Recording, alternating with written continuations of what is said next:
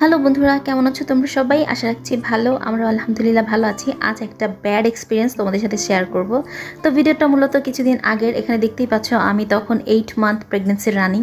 তো ডক্টর কাছে গিয়েছিলাম রাতের বেলা। চেক আপ করে আসতে আসতে প্রায় অনেকটা লেট হয়ে গিয়েছিল।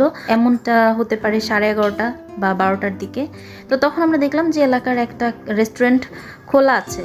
তো এটা দেখে আমরা সরাসরি রেস্টুরেন্টে চলে গেলাম। আর সেখানে গিয়ে চিন্তা করলাম এখান থেকে খাবারটা নিব। তবে এখানে আমি ফার্স্ট আমার যে কাজ আমি ভেতরে ঢুকেই দেখতে পেলাম যে খুবই নতুন অ্যান্ড এটা মাত্র রিসেন্টলি খোলা হয়েছে।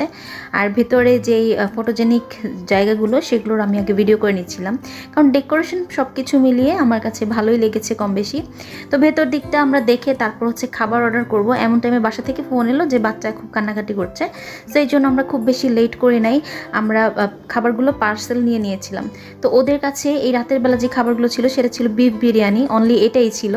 তো আমরা চিন্তা করলাম যেহেতু বিফ বিরিয়ানি আছে, অন্য কোনো অপশন নাই, তো বিফ বিরিয়ানিটাই নিয়ে নেওয়া যাক। বাসায় আসার পর যেটা দেখতে পেলাম যে এখানে কিছু গরুর মাংস রান্না করা ছিল, মানে আমরা যেটা গরুর ঝোল করি সেখানে ওইরকম গরুর ঝোল ছিল, 4-5 টুকরা গরুর মাংস ছিল, সেই সাথে সাদা পোলাও। তো আমি ভাবলাম যে হয়তো বা ওনাদের মিস্টেক হয়েছে। আমি আমার হাজব্যান্ডের জন্য যে প্যাকেটটা সেটাও ওপেন করে দেখলাম, সেম সিচুয়েশান। তো আমি আমার লাইফে যত ধরনের বিরিয়ানি খেয়েছি এই ধরনের বিরিয়ানি কোনো দিন খাই নাই ভাই। আপনারা কে কে এই টাইপের বিরিয়ানি খেয়েছেন চাইলে আমার সাথে একটু কমেন্ট বক্সে জানাতে পারেন, কারণ এরকম সাদা পোলাও সাথে গরুর মাংসের ঝোল মিক্স করে যে বিফ বিরিয়ানি হয়ে যায় এটা আমি আজকেই জানলাম।